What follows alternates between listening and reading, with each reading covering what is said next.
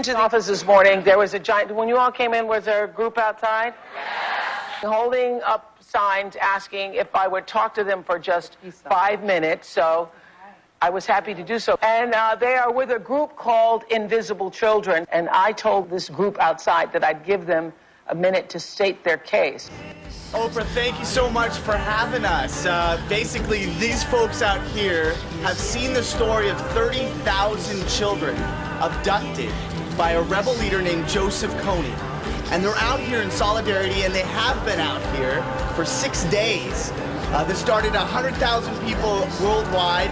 Now it's down to 500, standing strong so that you can raise the profile of this issue and we can end the longest running war in Africa and rescue those kids that are child soldiers still in East Africa. Oprah, I have to say, this girl Natalie here, she's 18 years old. She was an intern for us this year, and she said, my one goal is to get Oprah. She had 2,000 people come out on Saturday, but it rained. She stood here in the rain with 50 people. When they heard she was here, hundreds started coming.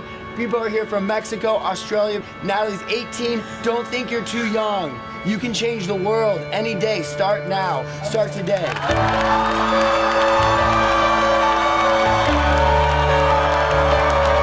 Was it worth it?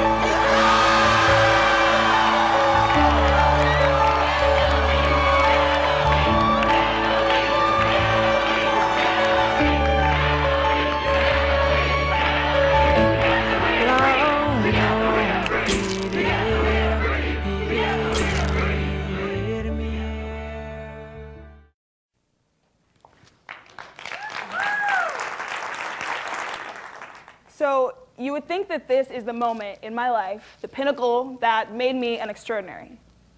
And it was an awesome moment. I mean, I was on top of the world. 10 million people watched the Oprah Winfrey Show. But looking back, that wasn't it. Don't get me wrong. Like I said, it was a great moment. It made for a heck of a profile picture on Facebook for a week.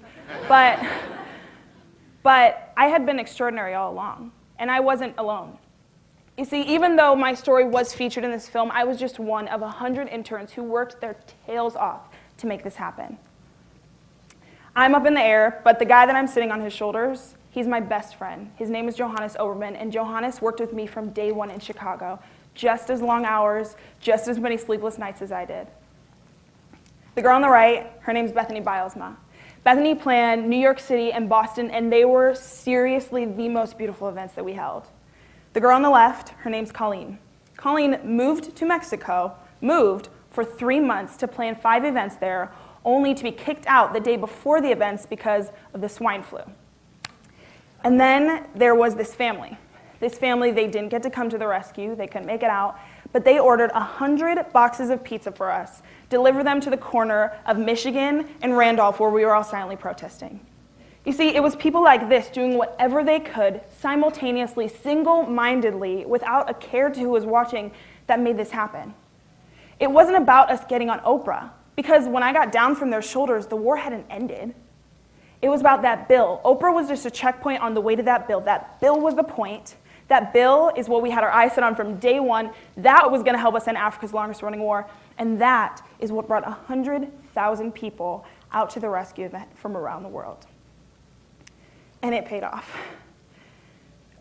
10 days after we were on Oprah, the bill was introduced into Congress.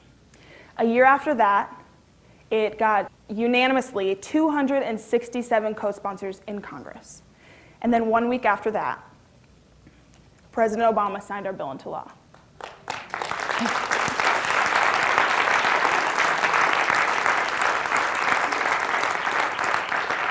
And none of us interns got to be there. We didn't get to be there in this moment. Our founders were there. They're the guys cheesing in the background. But that moment right there is what made all of it worth it. It's what 100,000 anonymous extraordinaries worked for so hard to make that happen. You know, the Oprah moments, they prove that the supposedly impossible can be done. They inspire us, they boost our confidence, but the moment isn't a movement. Even a lot of those moments strung together don't fuel a movement. What fuels a movement are the anonymous extraordinaries behind it.